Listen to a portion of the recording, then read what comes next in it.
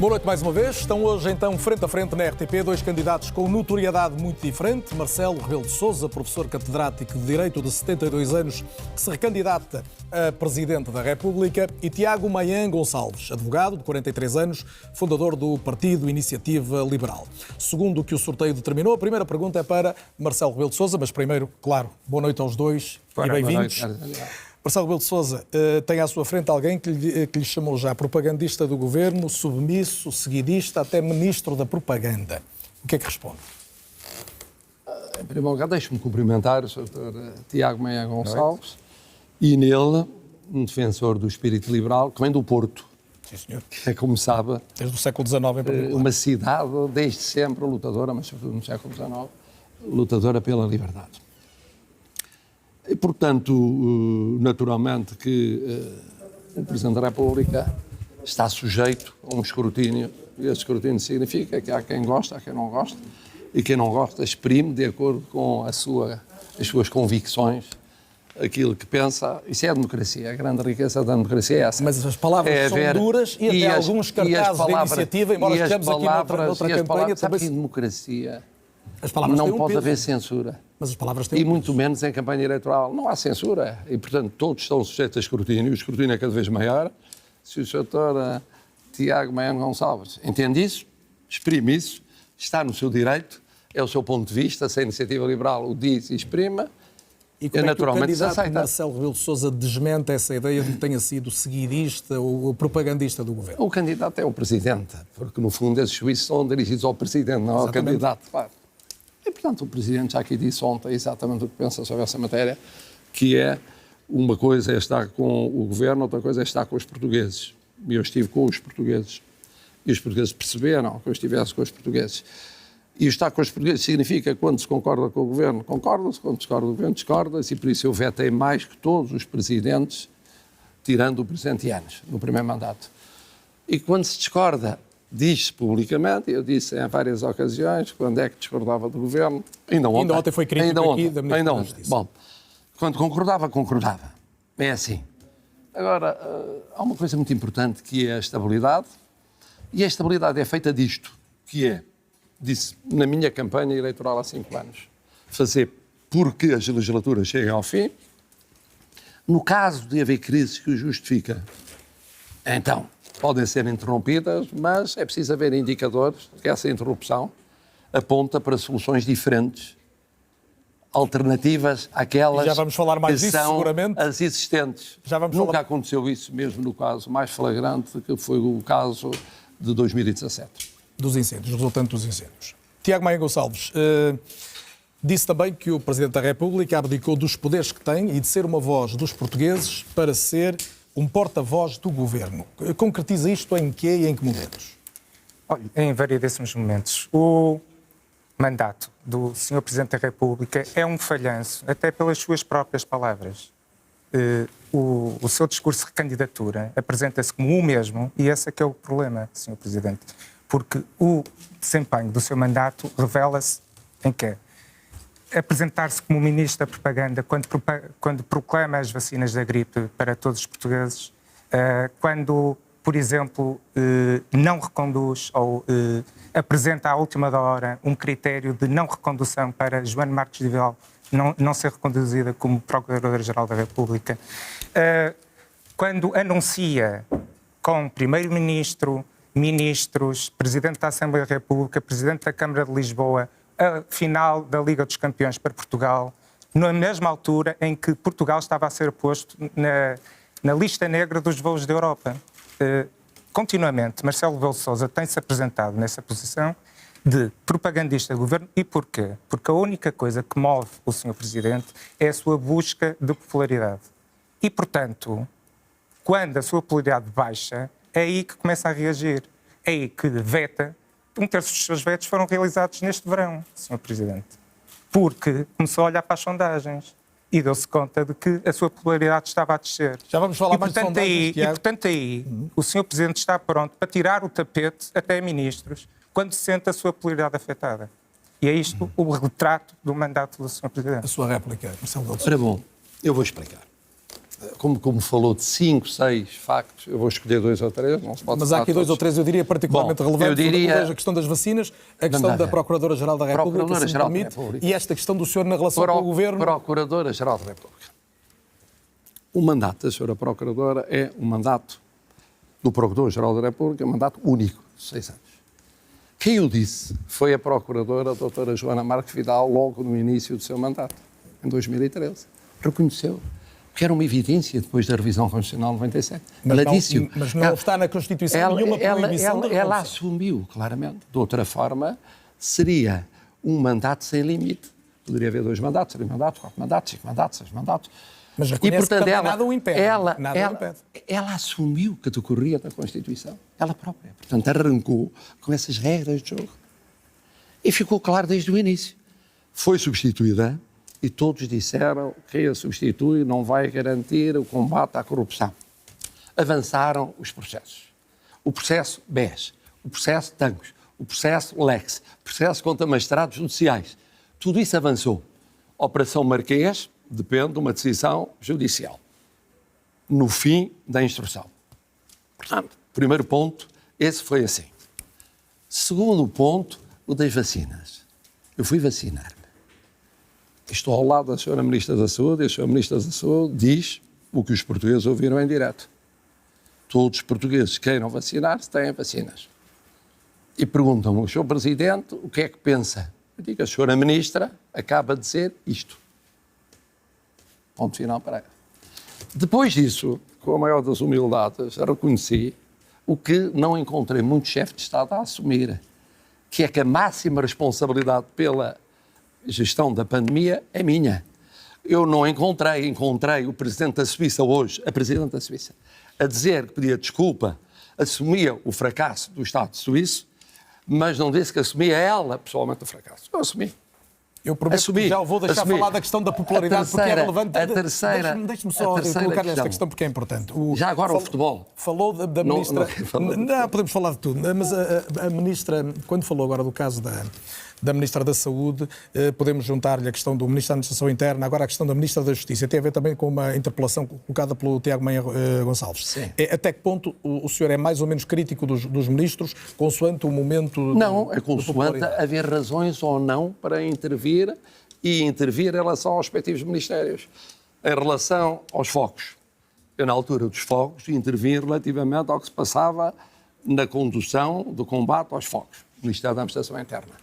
A Ministra que em relação ao agora, diz que quando isso se levantou o problema da Justiça, eu disse, tem de ser apurado, porque verdadeiramente é um desleixo lamentável este dos serviços do Ministério da Justiça. Como é, quem foi, de que maneira? Porque é que foi assim, não foi de outra maneira? Eu intervim porque os factos ocorreram naquele momento. E o senhor não intervim. Sabe uma coisa? Se há coisa que é muito evidente para mim, é indiferente a popularidade. Totalmente indiferente. Eu vetei a lei de financiamento dos partidos contra o Parlamento todo. Há muito tempo, não foi no verão deste ano. Eu vetei, ainda há pouco tempo, uma lei aprovada pelo PS e com a abstenção do PSD, dizia respeito ao controlo da aplicação dos fundos europeus. Mas o maior número dos meus vetos foi até 2019. Não foi em 2020. Está a réplica feita. Claro. Tiago, volto a si, até porque começa a ter algum atraso em termos de tempo. Disse também, e há pouco aludiu a esta questão da popularidade do presidente recandidato, que o objetivo de Marcelo Rebelo de Sousa era ser apoteoticamente eleito, mas que isso não vai ser atingido. Deixe-me lembrar-lhe que, tirando Mário Soares, em 91, nenhum presidente reeleito, nem Jorge Sampaio, nem Cavaco Silva, nem sequer Ramalho Yanes, teve no segundo mandato uma votação superior a 56, qualquer coisa por cento. Não há nenhuma sondagem que coloque Marcelo Rebelo de Sousa abaixo desse nível. Isto não é ser apoteoticamente reeleito? O que o move, insisto mais uma vez, o que move o Sr. Presidente é a sua popularidade. E, portanto, tudo o que há feito... Mas a popularidade é um fim? Ou o objetivo era ser reeleito? Daí a minha pergunta. É um fim do Sr. Presidente, precisamente para ser reeleito. E foi isso que, estrategicamente, o pôs sempre ao lado do Governo, exceto quando se sente a sua popularidade afetada. É curioso que o Sr. Presidente fala do Sr. Ministro da Administração Interna e fala que só intervém quando conhece os casos. Mas o senhor é o Presidente da República, o senhor não é um espectador. O senhor não tem que esperar por uma entrevista da Ministra da Justiça para apurar, como gosta muito de dizer, para apurar as responsabilidades. Neste contexto da Procuradoria Europeia, o senhor não tinha que esperar 9 meses a aderir a um pacto de silêncio relativamente ao CEF e teve que esperar por uma entrevista à viúva para reagir, para dizer que tinha tido conversas privadas inconsequentes, porque tivemos que esperar 9 meses para ver demissões no CEF, para ver indemnização à viúva e para ver, de facto, que o Estado tinha falhado ali. O Estado tinha assassinado um cidadão. E o Sr. Presidente, durante 9 meses, aderiu a este pacto de silêncio. E, de facto, quando é espectador, só quando aparece na TV, é que o Sr. Presidente da República reage. Eu falei no princípio de abril. A minha primeira intervenção sobre o caso ucraniano é no princípio de abril. E quando é que falou com a viúva, Sr. Presidente? Primeiro, isso não falei. Pois não falei por uma decisão do Estado. Mas fala com outras viúvas com muita facilidade. Desculpe, mas já expliquei porque é que não falei. Fala com outras viúvas Mas eu com já muita expliquei facilidade. porque é que não falei. Pois. Eu entendi e expliquei por uma razão muito simples. Porque... Qualquer português acha incompreensível. Mas permite-me que eu explique. Bom, não falei por 2 razões. Uma razão muito simples é que, estando a decorrer um processo criminal, eu não ia falar com uma cidadã ucraniana na Ucrânia, antecipando um juiz da justiça portuguesa. O senhor isso já tinha explicado, mas explica isso. Ontem, pela primeira vez, ficou a ideia de que pela primeira vez fez uma espécie de meia-culpa, admitindo que era criticável. Não, mas eu sempre disse que era criticável, e ainda agora disse. Quando me colocou as críticas do Dr. Meia Gonçalves, o Presidente da República tem essa limitação enorme como candidato. Os outros candidatos podem prometer a Lua. O Presidente da República é candidato e eu promulguei 1.500 leis. Portanto, eu posso ser atacado por 1.500 razões, 2.500 razões, 3.000 razões. Essa é a limitação do Presidente. Um candidato que aqui chega de novo pode, como eu há 5 anos fiz, pode ser livre de prometer tudo. Um Presidente tem de tomar decisões. Tomei essa decisão no ucraniano, mantenho a decisão. Não faria diferente hoje? Não faria diferente. Tiago Maia Gonçalves, temos que avançar, sem embargo de poder retorquir em relação a alguma destas questões. O senhor vai, sendo um candidato desconhecido da maioria dos portugueses, sê-lo há menos seguramente a partir do dia de hoje, e não apenas por esta entrevista, mas por este debate, mas pelas várias entrevistas, pelos debates que vai ainda ter que protagonizar, o senhor acaba por assumir um confronto entre forças político-partidárias, porque ambas as candidaturas emergem de partidos, direto com o líder do Chega. Em boa medida pode tentar medir-se o crescimento de cada uma das forças, Iniciativa Liberal e Chega, em função da vossa performance eleitoral. Isto não é responsabilidade a mais para si? Não devia ser o Dr. Coutinho Figueiredo a estar como candidato nestas eleições? O João Coutinho Figueiredo é deputado desta nação e ele assumiu um compromisso com os eleitores e vai cumpri-lo até ao fim. Porque é isso que fazemos no nosso partido. Quando assumimos compromissos, é para levá-los até ao fim, mas não é para andar de saltar a candidatura em candidatura. Mas, como sabes, as sondagens colocam a Iniciativa Liberal e o Chega mais próximos, em termos de possibilidade eleitoral, e colocam-no assim muito mais distante de André Ventura. Vai assumir a responsabilidade de um resultado que esta candidatura é individual. Eu estou aqui porque eu avancei. Fui eu que avancei.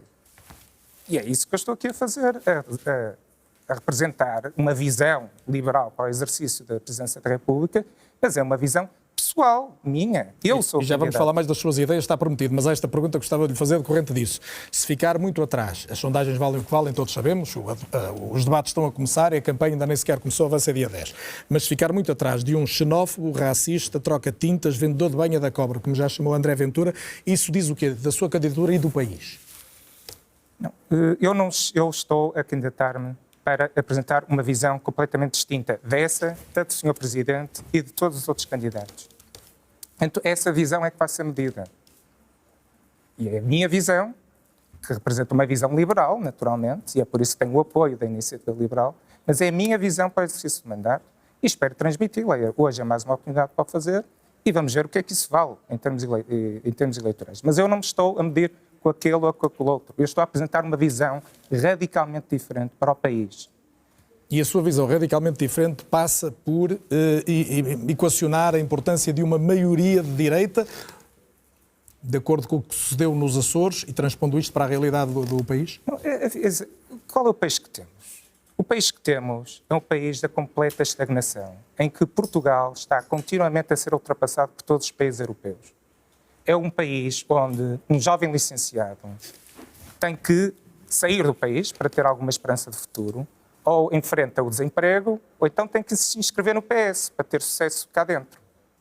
É um país onde um pequeno empresário, um pequeno comerciante, está esmagado por impostos, está esmagado por burocracias e não consegue se ingrar na vida. E o que é que o Presidente da República pode fazer em relação a isso? Evidentemente Muito que há disso um papel... é matéria de decisão política relativa, sobretudo, à governação. Não, é evidente que uma visão diferente, um Presidente tem uma visão diferente, importa muito, porque, além do exercício dos poderes presidenciais, há o poder da palavra chamado magistério de influência. Mas o senhor... O candidato que eu tenho aqui em minha Mas frente... imagine que o senhor era eleito Presidente da República e quer exercer esse magistério de influência junto do atual Governo, porque o Governo não vai Ou mudar... os que vierem, claro. Bem, mas para já temos este. O senhor vai colaborar com este Governo para que o país tenha estabilidade e um rumo, ou como é que exerce o magistério de influência se o senhor não concorda em nada praticamente com o que faz este Governo? Um Presidente vai ter que presidir, não vai governar, não vai legislar. Isso, cada órgão de soberania tem as suas funções, eu tenho isso bem claro. Agora, eu não vou ser... um Presidente de um Governo. Eu vou ser o Presidente dos portugueses. E o que Marcelo Rebelo de Sousa foi, na minha opinião, foi um Presidente de um Governo, constantemente. Doutor, deixa-me interromper. Que lei vetaria que eu não vetei? Olha, Sr. Presidente... Que lei vetaria? Não, deve ter pensado. Tem uma divergência tão radical. Eu fui o retrato do Governo, porta-voz do Governo, vetei dezenas de leis da maioria parlamentar do Governo, deve ter escolhido 2, 3 matérias. Olha, ele devia ter vetado. Olha, Sr. Por uma questão de Sr. princípio. Presidente, aquele simulacro de democracia que foram as eleições para as Comissões de Coordenação de Desenvolvimento Regional, por exemplo... Isso depende do Presidente. Essa lei que criou aquele simulacro de democracia em que PS e PSD, os partidos que o apoiam, PS e PSD combinaram... O Partido Socialista não me apoia, como sabe. O senhor... Formalmente só tem o apoio do PSD. O senhor é o candidato dos donos disto tudo. O senhor é o candidato dos donos disto tudo. Isso é um slogan. Agora diga-me uma lei que queria vetar. Estou-lhe a dar esse exemplo. Essa lei que avança no sentido da descentralização e que alarga a eleição. Aquilo foi um simulacro de democracia, uma ofensa. Olha, deixa-me acabar o pensamento, é o seguinte. Essa lei vai permitir a eleição do Presidente da Comissão de Coordenação e Desenvolvimento Regional pelos autarcas, membros de assembleias e de câmaras. Qual é a reserva? Acha que são todos marionetes do Governo? São marionetes. Ouvir o Sr. Presidente falar de descentralização é risível, sinceramente. Mas até onde vai o seu ideal de descentralização? Vai até à regionalização, Tiago, e já vou dar a réplica a Marcelo Rebelo. Não sou eu que tenho que decidir, é um Parlamento que tem que decidir isso. Parlamento que tem que decidir isso. Mas a sua posição é tendencialmente favorável à regionalização? Eu não vejo, dentro do que pode ser a descentralização, o conceito de regionalização é um aspecto disso, que pode e deve ser discutido. Mas eu não vou legislar sobre a matéria. Eu estou a candidatar a Presidente da República. Mas é importante saber se o senhor, enquanto Presidente da República, apontando um desígnio para o país de desenvolvimento, e traçou há pouco uma série de críticas e de caminhos que entende, se considera que esse é um caminho fundamental ou não, porque trouxe também a questão da descentralização. Mas sabe qual é o problema da descentralização, da regionalização? Que é o candidato do Porto contra o Terreiro do Paço. Mas sabe qual é o problema da descentralização, da regionalização, de todos esses palavrões? Qual é o grande problema? É que o Estado nunca discute o que tem que discutir. O Estado Central nunca discute os poderes que teria que abdicar. Porque lá está essa lei que também é uma lei em que o Estado Central nunca abdica. Já houve um referendo da regionalização em Portugal, portanto já se discutiu em 98, houve um referendo, porque é um instrumento concreto de descentralização. Naturalmente que houve e poderia haver outro. Mas doutor, mas já viu, quando se trata das suas ideias, como é vago, descentralização sim ou não? Sim. Diz que eu, quando falo de descentralização, brinco, mas eu fui autarca. Eu sou autarca. Está autarca? Eu sou autarca. Sim, eu fui 20 anos autarca. 20 anos autarca. Na autarquia mais pobre de Portugal, Celurico de Basto. Fui autarca. Sabe o que é? Ver o terreno, estar no terreno. Não foi Lisboa, não foi Porto, não foi Celurico de Basto. Já pensou o que é a autarquia mais pobre de Portugal? E esse, Na altura esse era é o drama, o que era, Ela é a fatia era o mais drama, pobre por acaso agora já e não deve é a mais continuar a pobre de Portugal. Mas para perceber o drama é preciso ter estado lá. É preciso ter estado lá. Mas o meu problema é o país ser Pois, continuamente sim, o mais mas o país pobre é da Europa. abstrato, mas o problema é- Se o Sr. Presidente é for estar no reeleito, terreno. se o Sr. Presidente for reeleito em 24 de janeiro, o destino vai terminar o seu mandato com grande probabilidade como o Presidente do país mais pobre da Europa. Essa é a realidade que Porquê que há vamos de ser isso? enfrentar.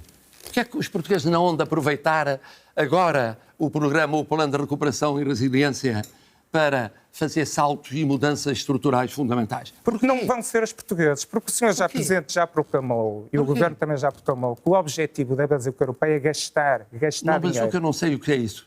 Porque eu já disse que era gastar. contra a bazuca. Já disse que era É contra gastar. o nome O da Sr. Presidente bazuca. é adepto do Não gastar. sei o que é bazuca. Do O debate gastar. está interessante e está Não, suficientemente sei, equilibrado para que e seja nunca perceptível. fala de Desculpar devolver. agora. Está a falar O debate do- está interessante, está a ser perceptível, penso eu, no essencial para casa, isso é o mais relevante de um debate, mas acaba de tocar na questão do desenvolvimento do país. Marcelo Rebelo de Sousa invoca a questão do plano de recuperação. É isto que temos em cima da mesa. A minha pergunta para si é: defende um Estado mais pequeno e menos gastador? Este é, todavia, um contexto em que ter um Estado forte e capaz de assistir na saúde, assistir no apoio às empresas, assistir nos apoios sociais, se tornou absolutamente gritante. Como é que um país com um Estado mínimo reagia a uma pandemia como esta? Um liberal não defende um Estado mínimo. Isso não... O que um liberal defende é um Estado forte nas funções que tem que ter. E um Estado que saia da frente onde não tem que estar metido.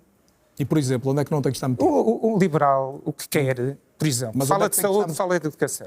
Questões estruturantes, Falamos claro. disso. Fala de saúde e apoios fala de educação. sociais. O que um liberal quer é acesso efetivo, universal aos cuidados de saúde.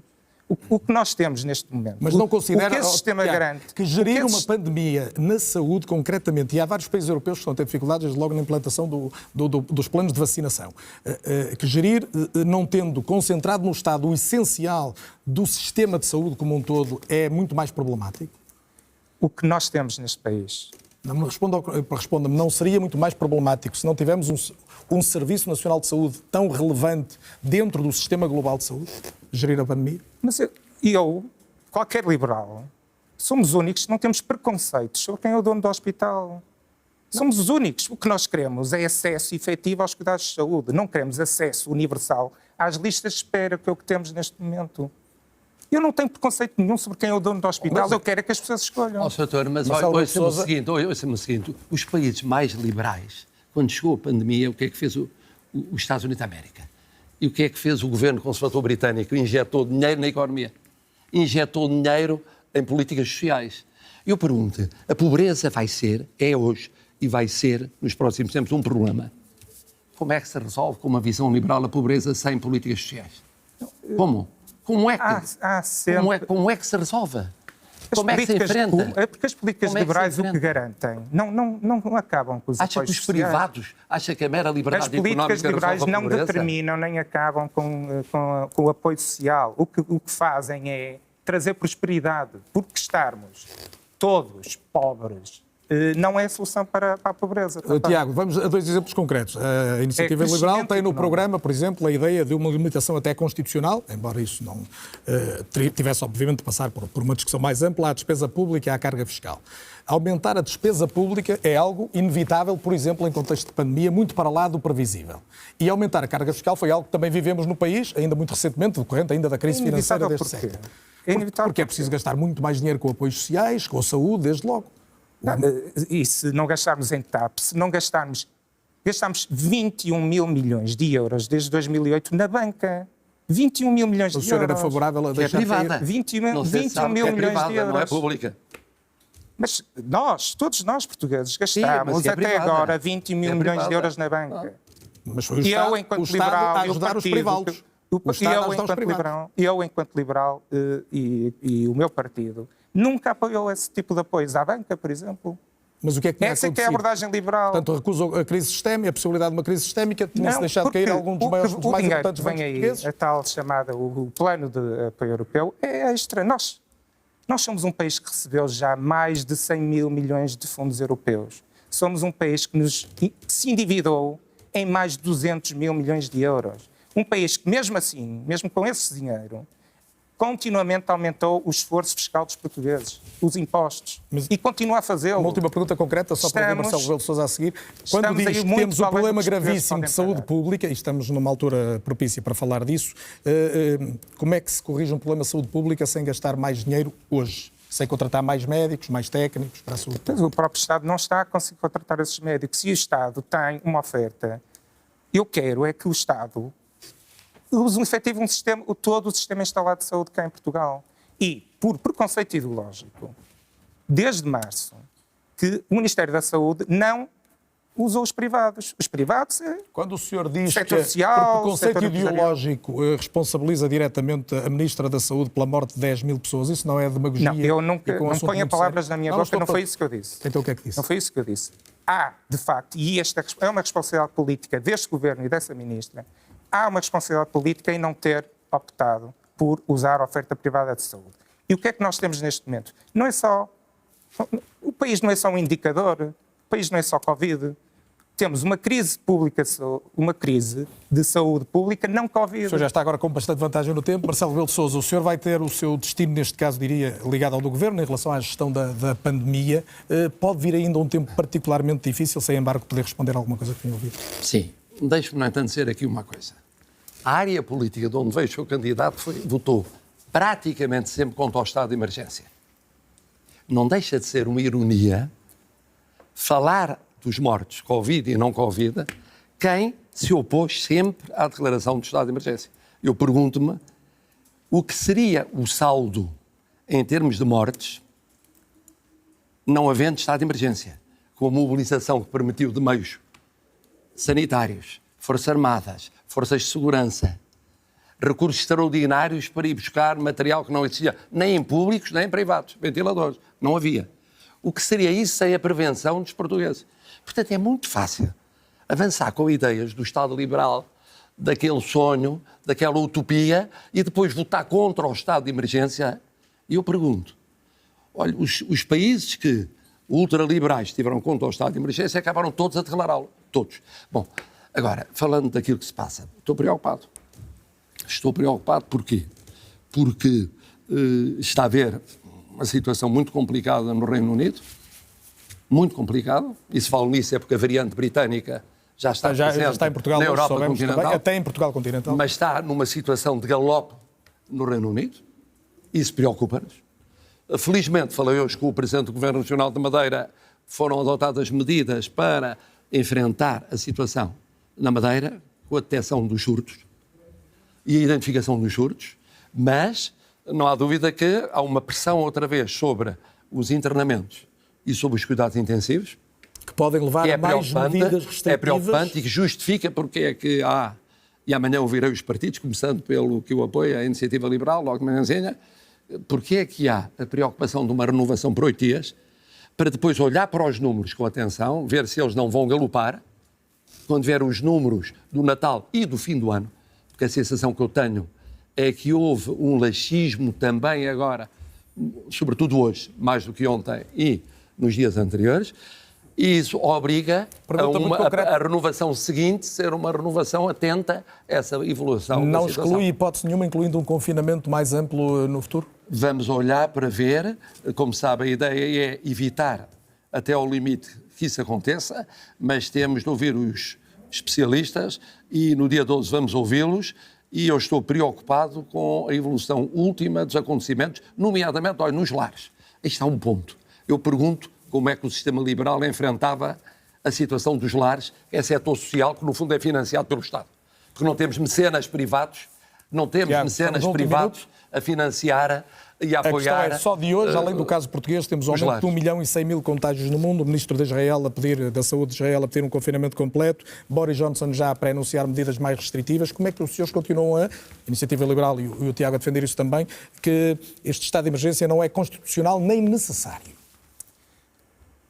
Este estado de emergência, de facto, o estado de emergência do Sr. Presidente, é porque não podemos olhar só para o indicador. O estado de emergência do Sr. Presidente... Não é meu, é do país. Não é meu, é do país. É o que o senhor escreveu é do e país. assina por baixo. É o que o senhor escreveu e assina por baixo. É o do país. É o do país que É o do está país. a enfrentar a destruição económica e social Sim. por causa desse E estaria estado menos de emergência. se, entretanto, alastrasse a pandemia. É o país que tem que se concentrar em supermercados, porque o seu estado de emergência e o cheque em branco que passa ao governo leva a medidas, por exemplo, em que as pessoas têm que se Então, concentrar o melhor é não para haver fazer estado de compras. emergência. É melhor não haver estado de emergência, não é? Para si. Não, a questão é que... então, Mas isto resolvia Mas- só com máscara e distanciamento? É O que também temos que ter bem presente é que o Sr. Presidente escolhe desconfiar dos portugueses. Os portugueses demonstraram, muito antes de qualquer medida do governo, que se preocupam e, naturalmente, que não íamos poder ter um Natal normal, não íamos poder ter uma passagem de ano normal, não íamos Mas poder mesmo ter um assim, verão com as normal. restrições, Não íamos poder temos ter um mais de verão 7 mil normal, mortes- exceto o Sr. Presidente. temos mais O de Sr. 7 mil Presidente mortes em andou a Portugal. partilhar minis, bolas de Berlim, Já não a temos arranjar tempo, esquemas para ir para a já praia. não temos tempo agora para isso. Vamos só para uma pergunta final a cada um, que eu gosto de colocar, uma questão curta. Deveriam ser duas, mas o tempo não o permite. E como Marcelo Rebelo de Sousa começou o debate, será a Tiago Maia Gonçalves a terminá-lo. Marcelo Rebelo de Sousa, o que é que o diferenciou mais do seu antecessor? A situação que encontrei. A situação, esta pandemia, houve a crise dos fogos, houve a crise bancária que se agravou em Mas isso não diferenciou 2016. assim. Isso foi a realidade, é Não, sempre mas diferente. essa realidade obriga a respostas diferentes daquelas que foram dadas pelo meu antecessor. O meu antecessor deu respostas que eu considero positivas, muito positivas em relação à crise da Troika. A crise que vamos enfrentar é mais complicada, a pandemia é uma realidade muito complicada, mesmo com um estado de emergência. Sem estado de emergência eu não quero imaginar o que seria, e pelo meio houve a crise dos fogos e houve a crise bancária pesadas. Evitou no essencial a questão. Tiago Maia Gonçalves, quem foi o melhor Presidente da República que já tivemos em democracia?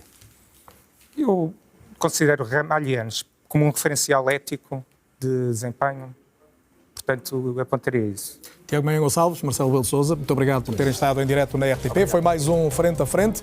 Amanhã estaremos de volta com o Frente a Frente na RTP3 entre Vitorino Silva e André Ventura. Boa noite e continuação do Bom Domingo.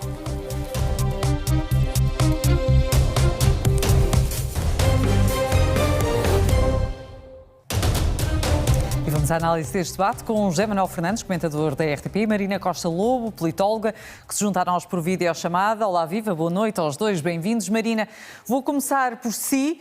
Este debate muito diferente do de ontem, em que não houve